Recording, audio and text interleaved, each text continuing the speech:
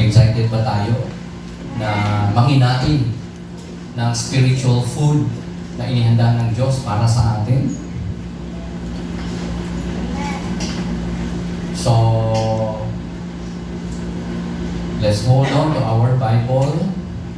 Imbitahan ko kayo na makibukas sa akin sa Aklat ni Luke, chapter 9, verses 22 hanggang 26. Sesegue po tayo today sa ating pong series of studies in the book of Epistles. Para magbigyan natin ng justice ang isa po sa mga importanteng activity po ng ating church, ng ating organization, ang pagkaroon po natin ng journal text every day. At ang passage po na to ay galing po sa ating journal text, August 7, last Wednesday. At ito po ay binulay natin sa ating pong midweek service. So today, we will once again tackle this passage and topic, part 2. So kung naroon na po kayo, Lucas, Kabanatang 9, talatang 22 hanggang 26, pangunahan ko po ang pagbasa. I hope na makasabay po tayo sa pagbasa. Ang segment title po nito ay ang pahayag ni Pedro. Ipinahayag ni Jesus ang tungkol sa kanyang kamatayan. Talatang 22. Kabanatang 9, Aklat ni Lucas. Ganito po nakasulat. Sinabi pa niya sa kanila, nagsasalita po dito ang Panginoong Jesus, ang anak ng tao ay dapat magdanas ng matinding hirap. Itatakwil siya ng mga pinuno ng bayan, ng mga punong pari at ng mga tagapagturo ng kautusan. Siya ay papatayin, ngunit sa ikatlong araw ay muli siyang mabubuhay. At sinabi niya sa kanilang lahat, ang kausap niya po dito ay ang kanyang mga alagad. Ang sino mang nagnanais sumunod sa akin ay kinakailangang itakwil ang kanyang sarili, pasanin araw-araw ang kanyang krus at sumunod sa akin. Ang naghahangad na magligtas ng kanyang buhay ay mawawala nito, ngunit ang mawala ng kanyang buhay alang-alang sa akin ay magkakamit nito. Ano nga ang mapapala ng tao? Makamtan man niya ang buong daigdig kung mapapahamak naman at mawawala ang kanyang buhay. Kapag ako at ang aking mga salita ay ikakahiya ni numan, ikakahiya rin siya ng anak ng tao pagparito niya na taglay ang kanyang karangalan at ang karangalan ng Ama at ng mga banal na anghel. Hanggang doon lang po muna ang ating pong pagbasa. Sa buong aklat po ni Lucas, pinepresent po ni Dr. Luke ang ating Panginoong Jesus as the Messiah, ang Diyos tagapagligtas. Diyos na nagkatawang tao, sapagkat sa ating pong book ni Luke na tinatalakay ay pinahayag po yung kapanganakan ng Panginoong Jesucristo sa pamagitan po ng isang birhen, that is Virgin Mary. At nung siya po ay 30 years old na, siya po ay nagpabautismo kay John the Baptist. At pinahayag ni John the Baptist na siya yung Lamb of God who takes away the sins of the world, tagapagligtas, Messiah, Savior, Redeemer. At pinapahayag din sa book ni Luke na ang Panginoong Jesus ay tinukso ng diablo ni Satanas 3 times, di po ba? At maraming ginawa ng mga ministeryo ang Panginoong Jesucristo in the book of Luke. Mga mahimala po na mga activities niya, ministry niya, gaya ng pagpapagaling ng mga may sakit, even incurable diseases. He even raised up a dead, just like Lazarus. Kaya niyang maghimala sa nature, pagpapatigil ng bagyo, ng malakas na alon, ang pagpapalay sa mga demonyo, sa mga taong inaalihan ng masamang espiritu. At sa book ni Luke din ay makikita natin in chapter 9 na meron na pong sinugo sa ating pong passage na ang Panginoon Jesus ay nagsugo ng kanyang mga alagad. At ang pagpapakain niya ng mga libo-libong mga tao out of 5 pirasong tinapay at 2 pirasong isda ay mahimala niyang napakain ang libo-libong mga tao, batang matanda, lalaki, babae. Kaya nga, sa isang pagkakataon, tinanong niya ang kanyang mga alagad, "Who do you say I am?" Ano ba ang tingin ng mga tao sa akin na sinasabi ng mga tao about me? At kayo, anong tingin niyo sa akin? Jesus said. Jesus asked His disciples. And Peter replied, "You are the Christ, the Messiah, the Son of God." Kaya, mga kapatid, ang mga ito ay kapahayagang napaka-importante po na mabalikan natin para mapuntahan natin ang isang kapahayagan din ng Panginoon which is so crucial sa atin po mga buhay today. Sa isang taong nangangailangan ng kaligtasan at importanteng makapaglagat ng pure pananampalataya sa Diyos na nagkatawang tao, that is the Lord Jesus Christ. Just like ang kanya pong kapahayagan sa kanyang sa panahon ng ating passage ay impending death, which is by nature sacrificial. Dahil yun po ay para sa mga makasalanan, sa ikaliligtas ng mga makasalanan, ng kanyang buhay, kanya pong iaalay sa krus ng Kalbaryo as the Lamb of God, na sinabi po ng Scripture ni John the Baptist. Ipinahayag ng Panginoon Jesucristo na ang kanyang katawan ay parang templo. Di po ba one time nung siya po inuusig ng mga Pharisees, ng mga teachers of the law, sabi niya, "Gibain niyo ang templong ito," pointing to the literal temple, "and I will build it in 3 days."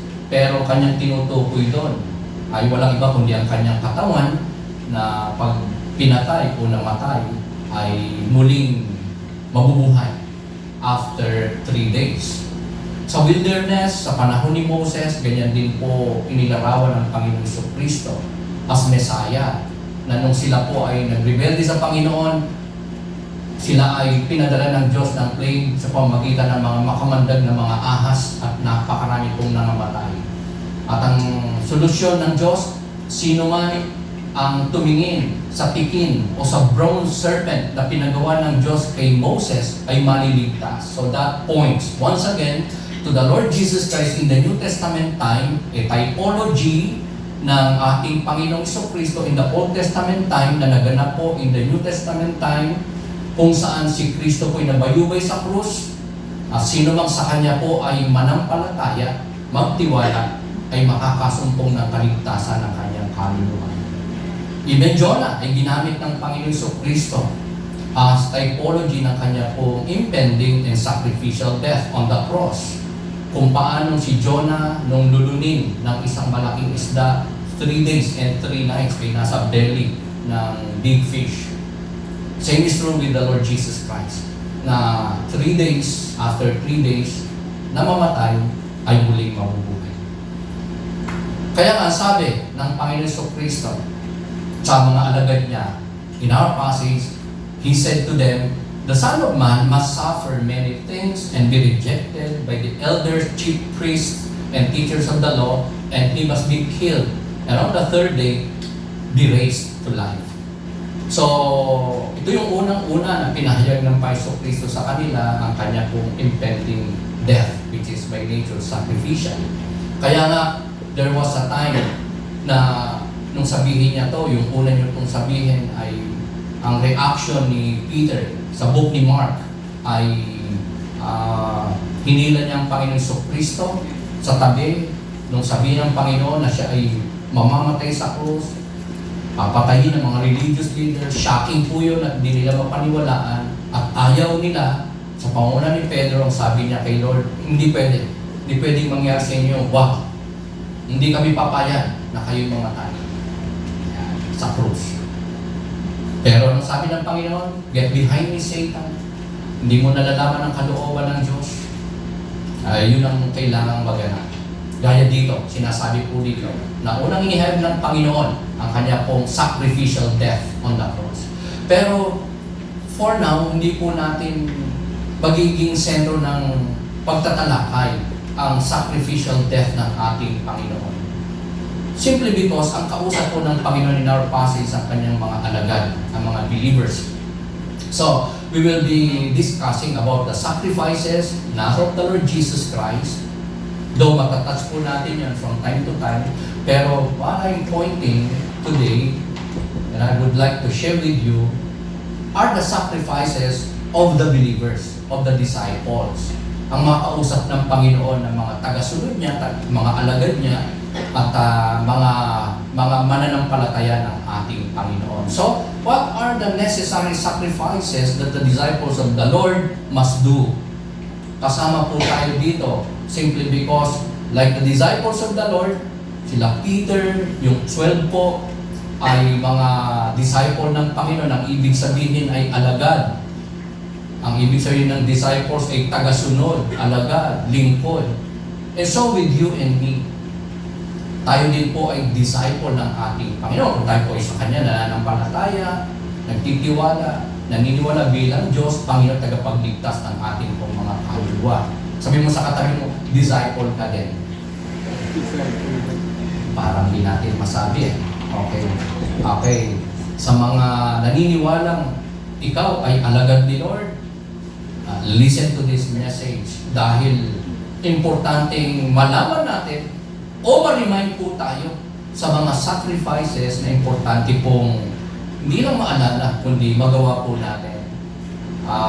Hindi lamang po sa araw na to o occasionally, kundi sa buong buhay natin bilang mananampalataya, tagasunod ni Kristo, magawa po natin ang mga sakripisyo. Ano po yung una? Necessary sacrifice that you and me, disciples of the Lord, must do. Ang una po is to deny yourself, take up your cross, and follow Jesus.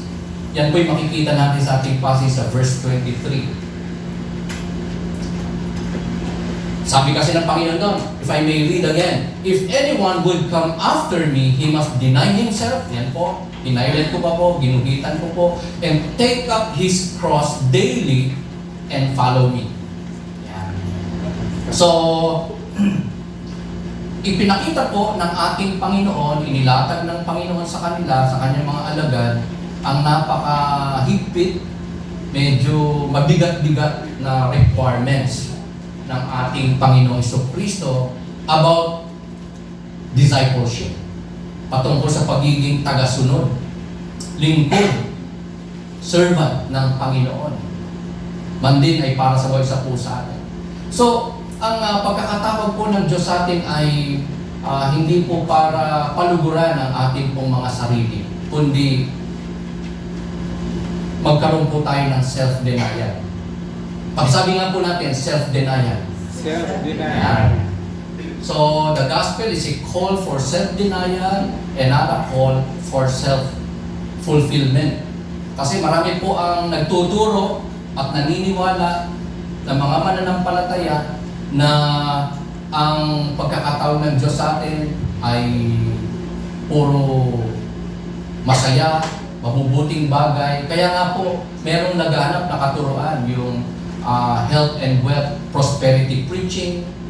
Hindi raw kalooban ng Diyos na maghirap ka, magkaroon ka ng pagsubok, magkasakit, etc. etc. Ang nais ng Diyos, puro mabubuti. At ang importante, sarili, mapagpala ang sarili, at pang-sarili, at ang pagmamahal sa sarili. Kaya nga, again, naalala ko yung kantang Learning to Love Yourself, the greatest love of all na kanta, di ba? Learning to love yourself is the greatest love of all. Yun ang sabi ng sanlibutan. Pero hindi po yun totoo. Because the gospel is a call for self-denial. Makikita po natin sa ating passage. Ang sabi ng Panginoon, kung gusto mong sumunod sa akin, you must deny yourself. Itakwil mo ang iyong sarili.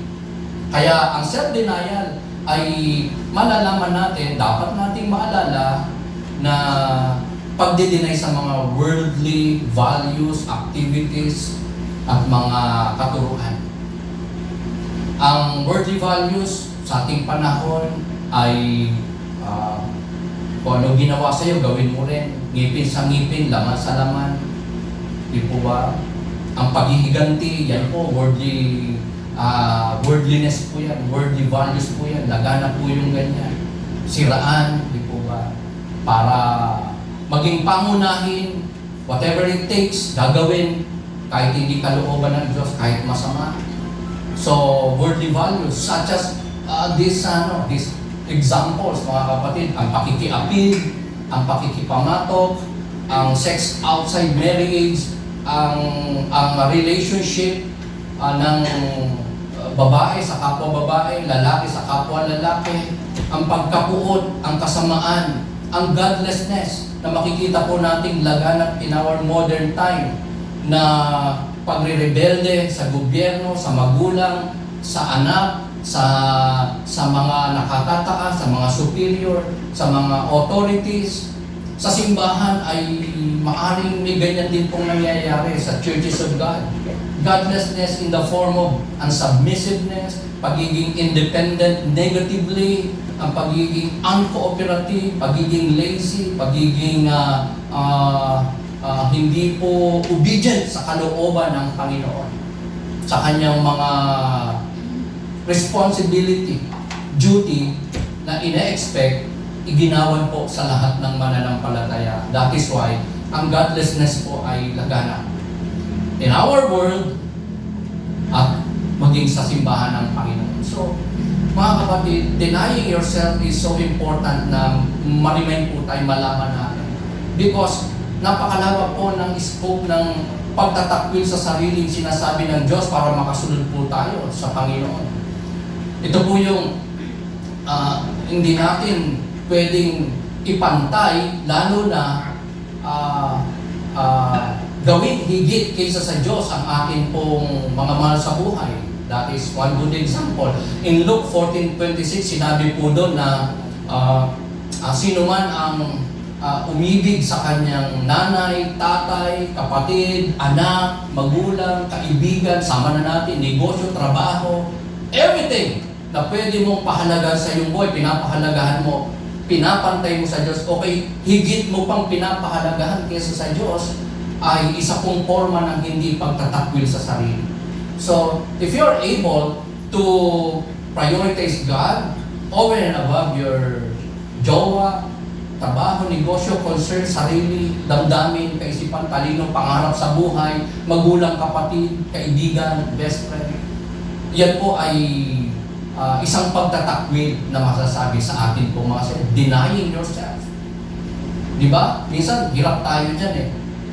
Pagka na-invite tayo, halimbawa, sa isang occasion o party, linggo, ayan, medyo dyan po natin pwedeng may pakita ang pagtatakwil natin sa ating sarili at ang pag-una kay Kristo over those occasions, people, even so opportunities na nakapagpapasaya po sa atin, makapagpapasaya sa atin, gustong-gusto natin, pero we deny ourselves.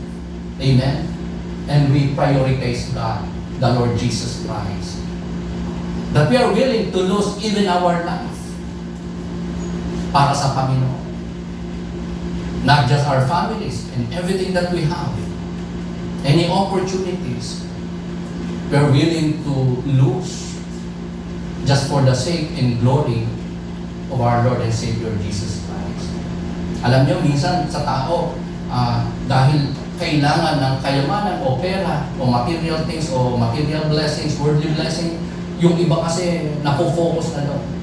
At hindi lang naipapantay, kundi nagiging paunahin na ang pera, ang opportunity, ang material blessing, ang kayamanan, ang pagpapayaman kaysa sa Panginoon. No wonder, marami pong tao, even Christians, wala sa church pag Sunday. Dahil may malaking business deal, may trabaho, may negosyo, o meron pong inaatindi na mga iba't iba pong mga opportunity na makapagbibigay sa kanya ng ganansya, ng advantage, ng material or financial blessing. Sa Luke 18:22-25, makikita po natin dyan ang isa pong tao na nagawa niyang pahalagahan ang kayamanan kesa sa Panginoon Jesus. Sapagkat ang isa pong rich ruler on this passage, Luke 18:20-25, ay lumapit sa Panginoon Kristo at nagtanong, paano po ba ako makakasumpong ng buhay na walang hanggan? That young rich ruler asked the Lord Jesus Christ. Sabi ng Panginoon sa kanya, sundin mo ang inuutos ng batas, ng Ten Commandments, ng Commandments of God. Igalang mo ang iyong ama't ina, ikaw ay huwag magnanakaw, ikaw ay maging mabuti, maging magalang. Di ba? Ang dami. Sinabi ng Panginoon doon. Pero sa mga sinabi ng Panginoon sa kanya na batas na dapat sundin, commandments of God na dapat sundin, hindi po kasama yung covetousness. Kaya nung tanungin, kasi ang sagot po ng rich ruler na to sa Panginoon, nagawa ko na po lahat yan. Mula nung ako'y bata pa. Pero may isa pa na kulang sa'yo, Jesus said to that rich ruler. Walang iba kundi ang pag-ibig sa kayamanan. Dahil ang rich ruler na to ay sobrang yaman, dami niyang kayamanan. At nung sabihin ng Panginoon sa kanya na ibenta mo ang iyong ari-arian, yan na lang ang hindi mo pa nagagawa. Ito na lang yung isa na kulang sa'yo. Ibenta mo ang lahat ng iyong kayamanan, ari-arian at ipamigay mo sa mahihirap. So to cut the story short, that rich ruler ay iniwan ng Panginoon, tumalikod sa Panginoon, malungkot, lulugo-lugo, at hindi niya na kayang ibenta o sundin ang kalooban ng Panginoon. Ibenta ang kanyang ari at ipamigay sa mahihirap. So, anong pinahalagahan ng rich ruler na ito? Kayamanan.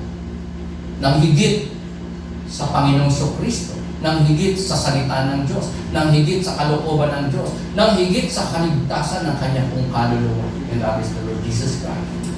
Kaya mga kapatid, taking a stand in your family and willing to lose your life, even wealth, opportunities, privileges, even so accomplishment, pangarap, ay importante kung kaya nating itakwil para kay Kristo, para masunod ang kalooban ng Panginoon, para magkaroon tayo ng hindi lamang buhay na walang hanggang kundi buhay na kalugod-lugod sa harapan ng ating Panginoon. So, taking up our cross ay isa pa po sa mga sacrifices na sinabi ko po sa major point number 1 natin. Deny yourself, take up your cross. Yun po ang sabi ng Panginoon Kristo na dapat gawin ng lahat na nanampalataya sa Panginoon. And that means to be identified with the Lord Jesus Christ in surrender, suffering, and sacrifice.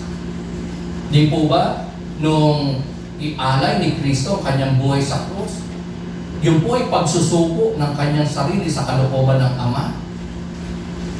At sa hirap na yon, sa sakripisyo na yon, na napaka-horrible na sacrifice ang mamatay sa krus, ay isang sakripisyo na masasabi napakahirap. Dahil yan po ay capital punishment during their time, parusang nararapat lang sa mga halang ang kaluluwa, mga kriminal, mga masasamang tao ng kasalanan ay walang kapatawaran, ang pagkapako at kamatayan sa krus. So sabi ni Lord, take up your cross. May servants, disciples.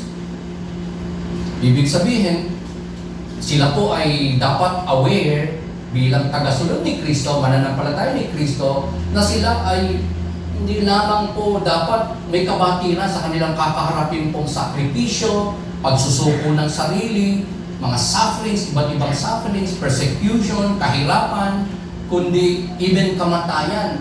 Dahil nung sabihin po ni Jesus Christ sa kanyang mga alagad, in our passage, in their context, take up your cross. Alam po ng mga disciples ang ibig sabihin nun. First and foremost, ang krus, ang kamatayan sa krus ay capital punishment sa mga masasamang tao, nagkasala. So, they know kung anong ibig sabihin ng buhatin ang krus, batain ang krus. That points to not just rejection, persecution, hardship, o iba't ibang mga pagpapahirap, kundi even so, kamatayan. Alam nila yan. So, as disciples of the Lord, sila at tayo, yan. Do we understand? Do we understood that kind of suffering bilang mga mananampalataya ng ating Panginoon? na maging ang ating buhay ay importanteng kaya nating i-give up for the sake of Christ. Are you with me? Yan po ang tinuturo ng Panginoon Kristo. So sa ating panahon, hindi naman po ganyan eh. Gaya ng panahon nila na nung sabihin ni Lord, take up your cross, kamatay talaga. Sa atin po hindi eh. Pag sinabi natin, o ikaw manampalataya, di ba? Pagka tayo hingi po ng Diyos na manampalataya, we don't think of death, physical death. Na pag nanampalataya, during their time, pag nanampalataya kay Kristo, sinabi mo nanampalataya, aarestuhin ka, papatayin ka, kukulong ka. Yan ang pwede mong maranasan. Grabe yung persecution. May mga panahong labag sa batas ang manampalataya kay Kristo. Labag sa batas ang magbahagi ng salita ng Diyos, i-share si Christ. At hindi lang imprisonment, maranasan mo, even death. Pero sa ating panahon, di ba, hindi naman po ganon. Pero sa ilang mga forma, it's the same. We need to be willing to even offer our life. We really need to offer our life to Jesus. Because siya ang ating tagapagligtas, ang ating Panginoon, tagasunod tayo ng ating Panginoon. So, mga kapatid, yung taking up our cross ay makikita po natin on this passage, Romans 12:2, if I'm not mistaken, Romans 12:1. Nang sabi po ni Apostol Pablo, therefore I urge you, brothers, in view of God's mercy, to offer your bodies as living sacrifices, holy and pleasing to God.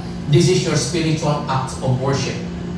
So meaning, ang atin pong buhay, pamagitan ng ating mga katawan, ay pwede pong maging act of worship natin if we offer it to God. Ang atin pong buong katawan, any part of our body, ay importanteng isinusuko natin sa Panginoon. At ito ating ikinukumit at pinagsusumikapang magamit for the glory of our God, ayon sa kalooban ng ating Panginoon. May mga Kristiyano po na parang aminin at hindi, they usually tell people, even God, I offer to you my life. Di ba? May kanta pa nga na, I offer to you my life. Di ba? I offer to you everything. Pero yung bulsa, hindi naman ma-offer yung laman. Yung iba naman, na-offer yung bulsa, pero yung time niya, hindi naman niya ma-i-offer kay Lord. Amen? O kaya yung kanyang talino, talento, hindi niya makipagamit sa Panginoon. So, offering our bodies ay isang buhay na sakripisyo, handog sa Panginoon. At dyan maipapakita yung pong professional faith natin kay Kristo, pananampalataya, by way of offering our bodies, every area ng ating pong katawan, buhay, ay naipapailalim at naisusuko sa kaloob. That is our spiritual act of worship. Kung meron pa po tayong nire-reserba, yung ating halimbawang bibig, sinusuko lahat, no offer natin, bahagi ng ating katawan. Pero yung halimbawa, yung labi, hindi pa. Nire-reserve, o kaya bulsa, pera, o kaya talento, o kaya ay yung ating pong mata, yung ating pong kamay, yung ating paa, kung saan pumupunta, ating kain, paano ginagawa. Kailangan ang lahat ng bahagi ng ating katawan, inaalay po natin sa ating Panginoon as living sacrifice. So, kaya nga, ang mundo, akala nila, offering the body is for them to deny every good thing sa katawan, gaya ng pagpa-fasting, pagpipinitensya, pag-isolate ng sarili para hindi marumihan, o kaya ay pagpapanata. Di ba? Kaya nga nakagis na natin ang katuruan para ma-please mo daw ang Diyos. Ginawa ko po ito sa maraming kapamaraanan, ang pagpapahirap sa katawan. Hindi pagkain ng mga karne, pagmahal na araw, hindi pagligo, paglalakad na nakatapak, pagpunta sa mga grotto, sa mga di po ba, sa mga paniniwala natin na nag-deny sa ating pleasure, sa ating needs, sa ating katawan, pangailangan, because we're taught na sa ganyan nating paraan mapiplis ang Panginoon. If we deny those pleasures, possession and needs ng ating pong katawan. Pero all we have to do, all we can do is to yield our bodies to the Lord. One good example ng pag-yield natin ng ating katawan, sarili, buhay sa Panginoon ay si Apostol Pablo sa Acts 20 verses 22 to 24. Sinabi niya po dyan na, sabi niya po, ako bilang lingkod ni Kristo ay batid ko ang aking pwedeng kaharapin in every area, lugar, region, bayan, bansa na pupuntahan ko para ipahayag si Kristo, that I may possibly experience hardship, persecution, even death. Yung imprisonment ay mababaw-babaw pa, Paul said. Pero ang sinabi niya, even death, ay alam ko, kakaharapin ko. Pero it's okay with me, Paul said. Okay lang sa akin yun, alam ko yun. Pero ang importante sa akin, matapos ko ang aking karera, masunod ko ang mission at utos, kalooban ni Kristo na binigay na sa akin, na maipahayag ko ang ebanghelyo ng Diyos sa maraming tao. So be it, Paul said. So, it's the same sa ating pong mga buhay that we need to take up our cross, offer our lives, our bodies to the Lord para makasunod po tayo sa kalooban ng ating Panginoon. So, madaling sumunod kapag medyo haya-hayang buhay, may mga blessing, walang problema masyado, at tayo po'y masaya at masagana. Pero, what if may pagsubok, may problema, may kahirapan, may persecution, merong conflict, meron tayong naririnig na hindi natin gusto, may sinasabi sa atin na mali, hindi natin na-offend tayo, meron sa ating mga parang nakaka-misinterpret, na-judge tayo, o kaya ay parang yung gusto natin, hangarin natin, pangarap natin, hindi natin makuha, hindi natin maabot, na ipagkakait sa atin ang ating karapatan.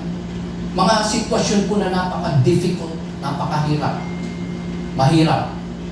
Mga problemang hindi lang isa, dalawa, kundi parang magkakamag-anak. Hindi lang sunod-sunod po, sabay-sabay na dumarating sa ating buhay. Susunod pa ba tayo kay Kristo? Mananampalataya pa ba tayo kay Kristo? Maglilingkod ba tayo kay Kristo? Willing ba tayong bakain ang ating krus? Sabi po kasi nung iba, taking up your cross is parang pagtyagaan mo, pagpasensyahan mo, patawarin mo, mahalin mo, yung kaaway mong biyanan mo. Hindi na po ako magtanong kung sino sa atin dito, kaaway mo, biyanan mo.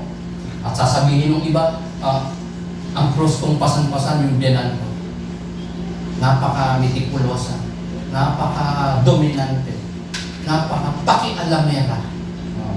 Pwedeng ang cross mo, baka asawa mo. Sasabihin mong ganon. Di ba? Yan ang sabi ng iba. Ako ay may pasang-pasang krus. Sino? Yung asawa ko. Yung anak ko. Ayan. So, hindi po yun ang tinutukoy na dapat pasanin o batain o buhatin na krus. Kundi ang mga sufferings, ang mga pagsubok, ang mga nire-require ng Diyos sa atin na it seems to us foolishness, parang hindi natin deserving, hindi natin gusto, pero since it is God's will for us to do and to give up and to yield, we obey God, we follow Christ in good times and in bad times. Are you with me, people of God? Sabi kasi ng Matthew 7:21, ito po, not everyone who says to me, Lord, Lord, will enter the kingdom of heaven, but only the one who does the will of my Father who is in heaven. Napaka-importante po na hindi lamang po profession natin yung faith kay Jesus Christ. Importante po, higit sa lahat, ay nakikita sa atin pong pamumuhay, ginagawa ang atin pong pananampalataya sa ating buhay kay Kristo. Nakikita si Kristo sa ating mga mukha. Sa pamagitan po ng ating mga ginagawa, ng ating mga activities, hindi lang layunin ng ating puso, kundi more so na ipapamuhay po natin yung ating pananampalataya sapagkat yun ang makakapasok sa kaharian ng Diyos. Dito po may sinasabi na mga tao, even Christians, na nag-claim ng Christianity, ng kaligtasan ng kaluluwa, ng kapatawaran, just by the lips. Pero ang ginagawa ay taliwas. Yun, pag Sunday may faith kay Lord, pero during the week, wala nang ma-exercise ng faith. Sarili nang nasusunod. Nakakalimutan ng Panginoon. Forsaken na ang pagsunod sa kalooban ng Diyos at ang kanyang sariling gusto na ang kanyang sinusunod. So ang sabi dito, sino makakapasok sa karyang Diyos? But those who does, yun lang mga tagasunod, sumusunod, nagsasagawa ng kalooban ng Ama ang makakapasok sa kanyang karya, ang maliligtas. So yan po yung una na necessary sacrifice na dapat magawa, gawin, hindi lang maalala o matutunan today, kundi magawa nino ng mga disciple ng Panginoon. Yung 12 disciples, as well as you and me, na nananampalataya din sa ating Panginoon Kristo bilang Diyos, Panginoon Tagapagligtas. So the second one, the necessary sacrifice that we must do is the giving of our lives to Jesus. Ang pagbibigay natin ng ating buhay sa ating Panginoon. Verse 24 to 25, ito po yung nakasulat. For whoever wants to save his life will lose it. But whoever loses his life for me will save it. What good is it for a man to gain the whole world and yet lose his own soul? Sino man daw ang magnais na mailigtas niya ang kanyang sarili, ang kanyang buhay, mawawalan nito. Pero sino man daw ang mawalan ng buhay para kay Kristo o magsuko ng buhay kay Kristo, ang magkakaroon ng buhay. So mga kapatid, ito po ay isang kapahayagan na medyo hyperbolic, parang paradox siya, parang kakaiba. Diba? Ang sabi kasi, whoever wants to save his life will lose it. Na ang ibig sabihin is that, kung may tao na nagnanais na mailigtas niya ang kanyang sarili, ang kanyang buhay, lalo na sa impyerno, sa pamagitan ng kanyang sariling kapamaraanan, like pagiging relihiyoso, pagiging mabait, mabuti, pagiging magalang, pagsunod sa mga batas, mawawalan ng kaligtasan, mawawalan ng buhay. Hindi makakasumpong ng buhay na walang kaya. Pero sino man ang mag-alay ng kanyang buhay kay Kristo, meaning maglagak ng pananampalataya kay Kristo, at magpamuhay ng kanyang pananampalataya kay Kristo, sumunod sa kalooban ng Diyos bilang mananampalataya, ang magkakaroon ng buhay. Tunay na buhay, buhay na walang hanggan, at buhay na kasiyasiya sa mundong ito. Wala ka mang maraming kayamanan, hindi mo man ma-achieve ang purpose mo in life, ang goal mo, hindi mo man makamit ang gusto mong maranasan in life, mapuntahang lugar, hindi ka man yumaman, pero kung ikaw ay nakapagsuko ng iyong sarili ng buhay kay Kristo na by way of placing your faith in Him, nasa iyo ang pinaka-importante at mararaming mabubuting bagay na kailanman hindi mawawala sa iyo. And those things are spiritual by nature, such as your eternal life. Ang lahat ng mga napalataya kay Kristo ay may buhay na walang hanggan. At ang hindi napalataya kay Kristo bilang pagtagapagligtas ay walang buhay na walang hanggan. Hindi anak ng Diyos ang mga hindi napalataya kay Kristo. At anak ng Diyos, tagapagmana ng Diyos ng buhay na walang hanggan at ng buhay na kasiyasiya ang mga kay Kristo na nanampalataya bilang Panginoon tagapagligtas. So, to give your life to Christ is to save it and to live it in fullness. Ang sabi po ng ating passage, what good is it for a man to gain the whole world and yet lose his very self? So, anin mo na nasa iyong lahat ng ginto sa mundong ito. O kaya lahat ng dollars nasa iyo. Ikaw ba ay tunay na mayaman? Sa pera siguro.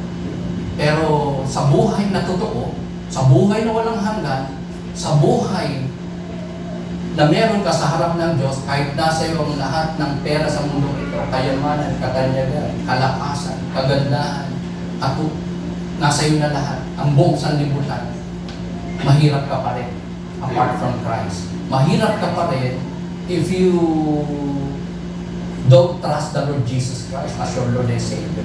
You would still be too poor to buy back a lost life. Di ba? Kahit nasa iyo ang lahat ng yaman sa mundong ito, pera, at Kaya mo bang bilhin ang kaligtasan ng iyong kaluluwa? Kaya mo ba na iligtas ang sarili mo, ang kaluluwa mo sa impyerno? Hindi kaya.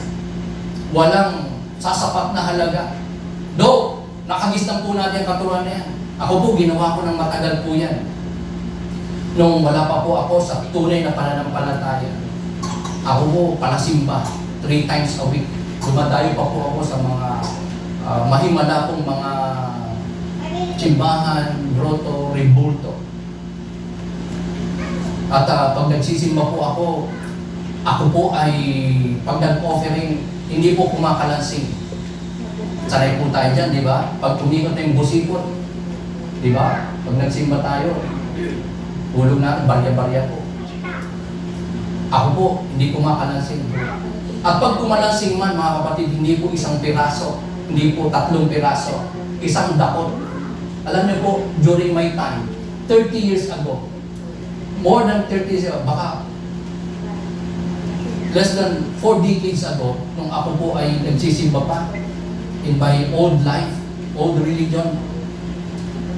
Ang pera po nun, ang pinaka, sa coins po pagbigayan, ang coin ng nulog, ang pinakamalaki 5 piso pala.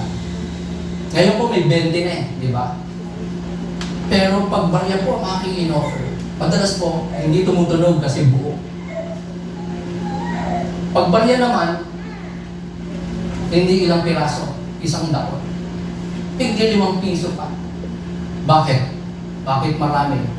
Because I believe na pag sinukli ako ng mabuting gawa ang Diyos, pamagitan ng pag-offering, hindi lang mababawasan yung aking kasalanan, kundi mababayaran, mapapatawad. By way of going to church, frequently and offering finances sa church, that's enough para ako'y mapatawad. At paglabas ko po ng church, even though ako po'y nag-pray, sumamba, nagkaloob, dating buhay, bisyo pa rin, kasalanan pa rin, sugal, bisyo, lahat, ginagawa ko pa rin. Kaya, ang pagsusuko ay hindi ko makikita. Kaya nga,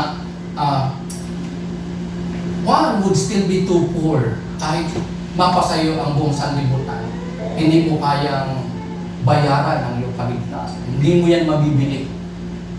Hindi mo yan masusumpungan sa pamagitan ng mabubuting gawa, pagdidibusyon, pagkakaroon ng offering na malaki, kundi pagdidinay sa sarili, pagbabata ng krus, at ang pagsunod kay Kristo.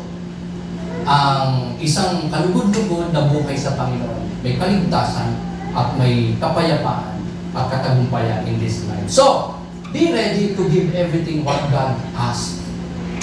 Ito po ang ibig sabihin ng pag-o-offer ng buhay kay Kristo. Yung bang pagka ni-require na i-give up mo yung jowa mo na unbeliever. Lord, hilingin mo na lahat, huwag lang siya. Because I love her so much. I love him so much. Dahil higit pa sa aking buhay. Diba? Hirap mo. And yet, you are a believer, and what God asks is the most important person in your life. O kaya, pwedeng ang i-require ng Diyos sa'yo, yung trabaho mo na hadlang sa paglilingkod mo sa Kanya. I know a lot of people na iginiba ang trabaho nila kasi sila ay HR sa casino. Casino kasi yan. Sugalan yun. HR lang yan Hindi naman siya yung pero still, because of conviction na ang pinaglilingkuran niya ay isang kumpanya ng sugal na hindi kalooban ng Diyos. May mga tao inopera ng milyon, pumirma lang, o kaya baguhin lang yung figures, o kaya ay magbulag-bulagan lang, magbingi-bingihan lang. A lot of money, tinurn down for the Lord. So tayo, sana kapag tayo po nangusap ang Diyos sa atin, may ni-require siya, ibigay natin sa Kanya. Are we ready to give what God requires from us. Kung talagang disciple tayo ni Kristo, tagasunod tayo, bibigay natin, gagawin natin. Amen? We must be ready to give everything what God asks. Pag may pinapupuntahan sa iyo Diyos, may pinapa-follow up, may pinapa-pray over, meron sa iyong pinaalis, pinagagawa. Ayan. So, we must be ready to give and do everything that God asks. Yan natin papatunayan na tayo po ay tunay na tagasunod at lingkod ng ating Panginoon. The last but not the least, the necessary requirements, necessary sacrifice, ay walang iba kundi yung hindi natin ikahiya si Kristo at ang kanyang mga salita sa ating buong buhay. Not to be ashamed of Jesus and His words. Bakit? Sa verse 26 kasi ito pong sabi ng Panginoon sa mga alagad niya, if anyone is ashamed of me and my words, the Son of Man will be ashamed of him when He comes in His glory and in the glory of the Father and of the holy angels. So ito po ay isang challenge sa mga lahat ng kay Kristo nananampalataya bilang tagapagligtas. Na hindi natin ikahiya si Kristo sa ating buhay. Na hindi natin ikahiya kanyang salita. As I've said,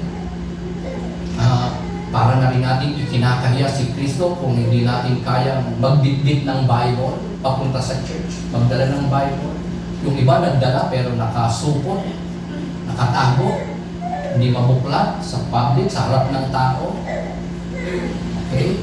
Parang James Bond, hindi maipahayag na siya ay Christian, Bible-believing Christian, believer of the Lord, servant of the Lord, disciple of the Lord. Hindi magawang mag-pray sa harap ng kaibigan, sa mall, sa anumang lugar, sa kantin. Nahihiya. At si Kristo mismo hindi natin ma-share. Sa ating best friend, kaibigan, kapatid, magulang, kapatid, na nakilala na natin bilang Panginoon, tunay na Diyos at tagapagligtas ng kaluluwa. So, we are ashamed to share Christ as well as His Word to others. Anong sabi ng Panginoon po dyan? Ikakahiya din daw tayo ng Panginoong Jesus kung ikinakahiya natin siya at ang kanyang mga salita.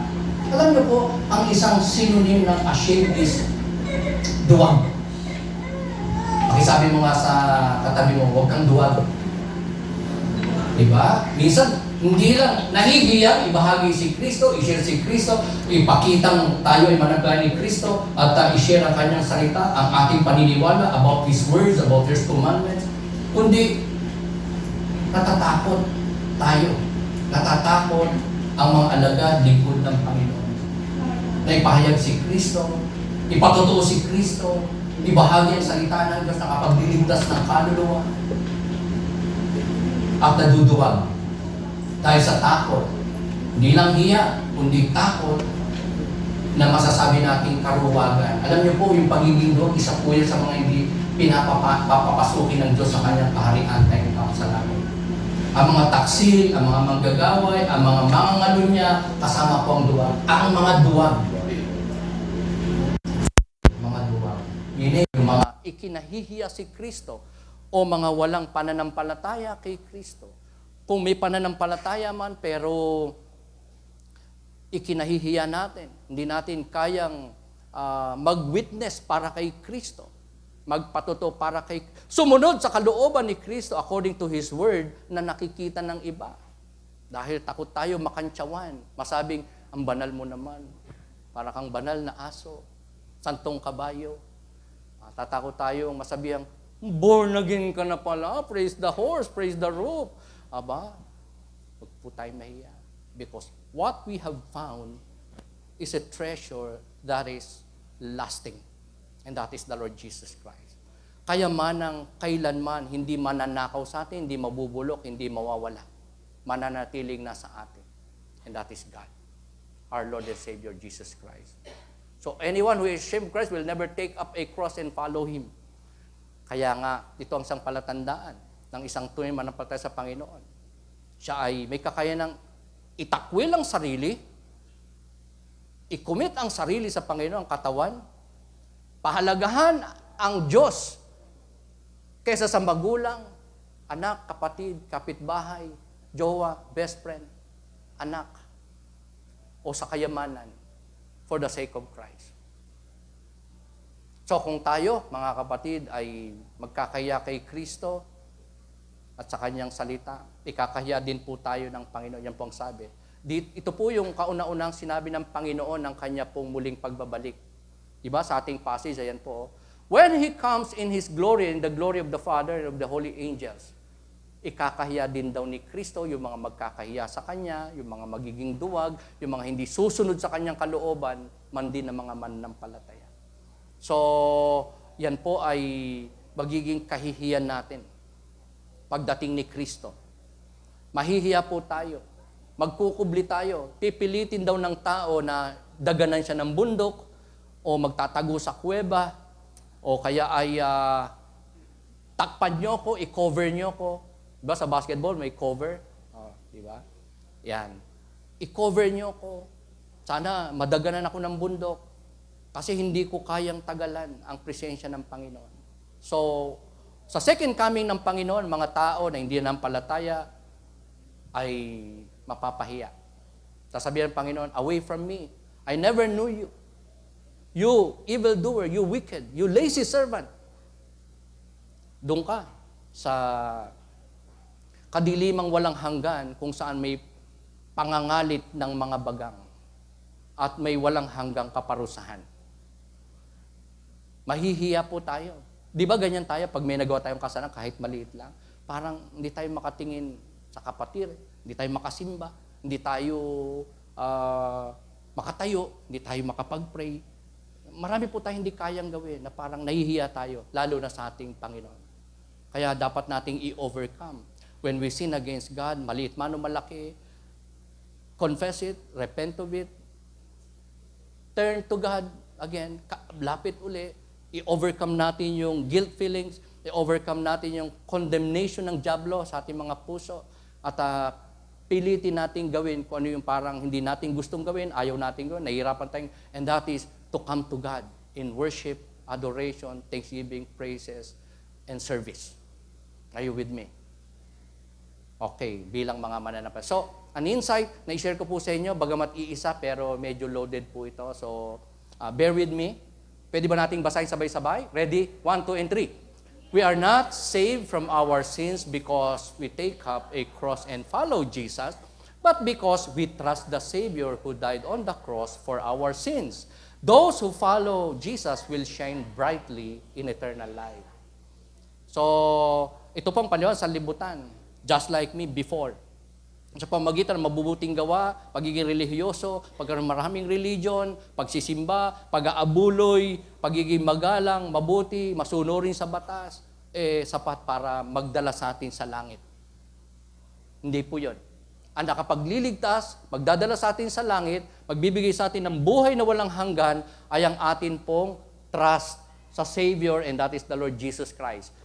Sa Kanya na namatay, nag-alay ng Kanyang buhay sa krus, sacrificially, para bayaran, hugasan, linisin ang tao, ikaw at ako, sa ating mga kasalanan at karumihan.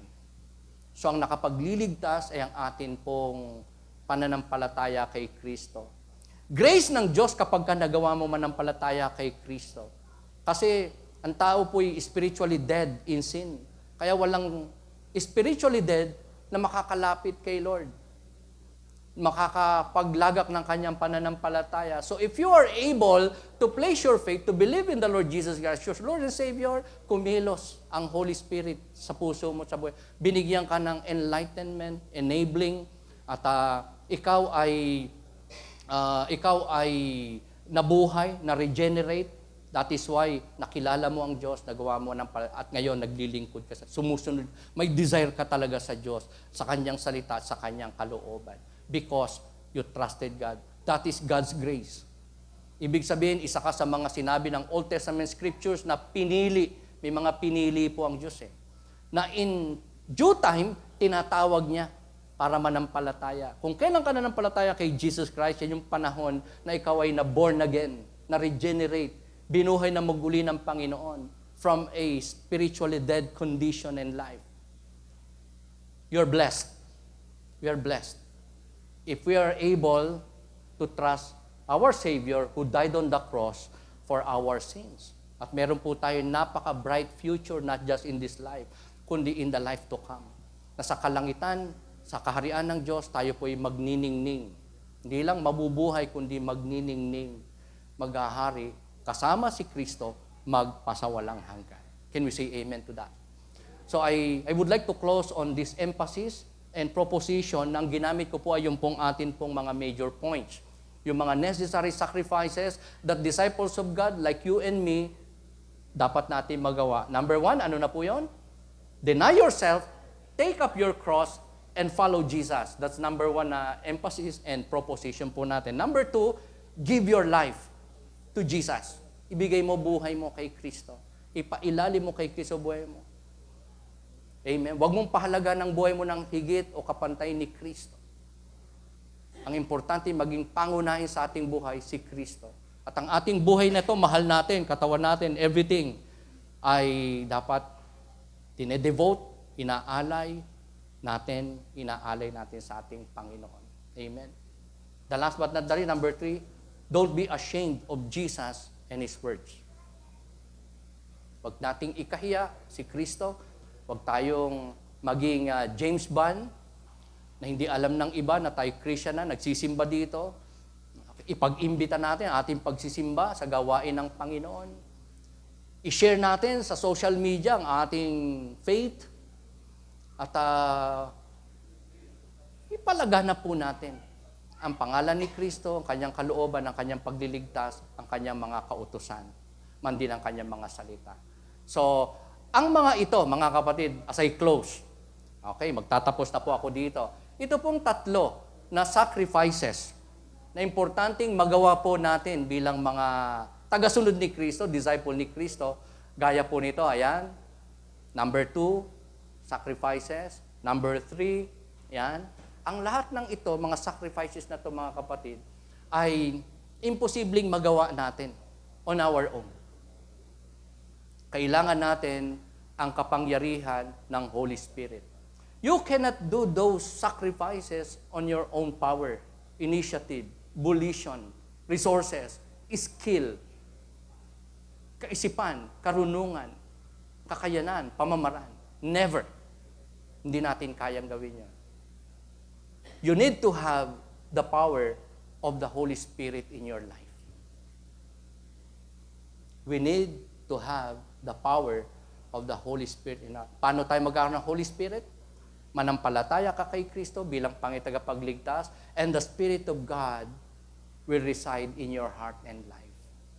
That God will be with you kapag ka ikaw ay nanampalataya, nagtiwala sa ating Panginoon Kristo bilang Pangitagapagligtas. At dyan ka lang magsisimula, magkakaroon ng kakayanang sumunod kay Kristo. Masunod ang kanyang kalooban. Hindi lang malaman, kundi masunod ang kanyang kalooban at mapaglingkuran natin siya effectively na nakakalugod, nakakaluwalhati sa atin pong Panginoon. Pwede ba nating sabihin, Holy Spirit, come. Holy Spirit, fill me. Puspusin mo ako, O Diyos, ng iyong Espiritu. Let's rise up. Tayo po ay tumayo.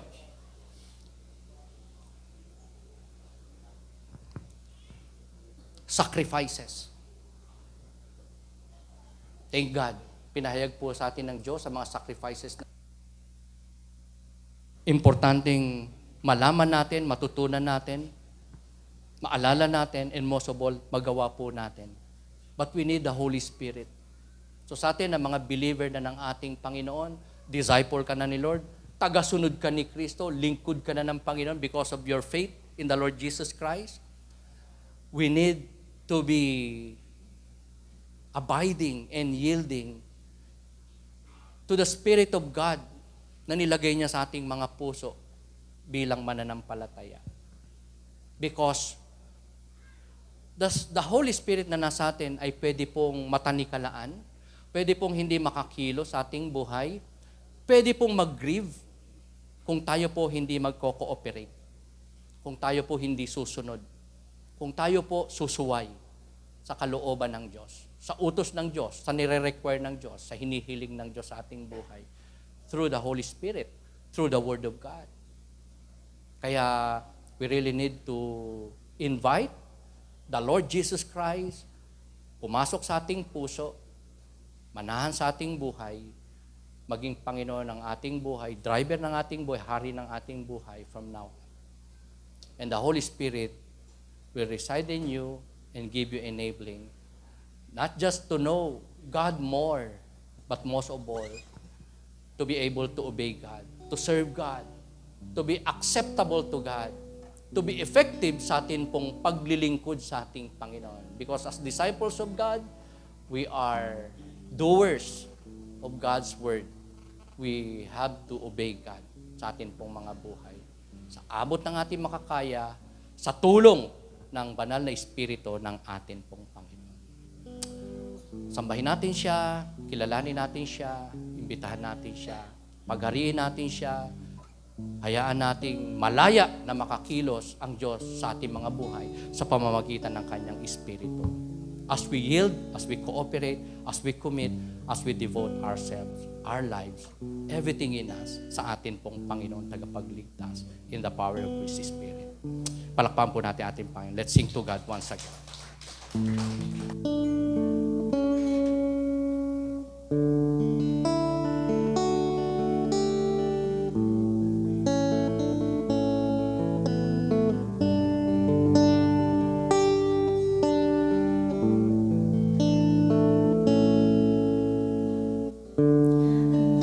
To worship you, my God. To worship you, my Lord, and see your Spirit.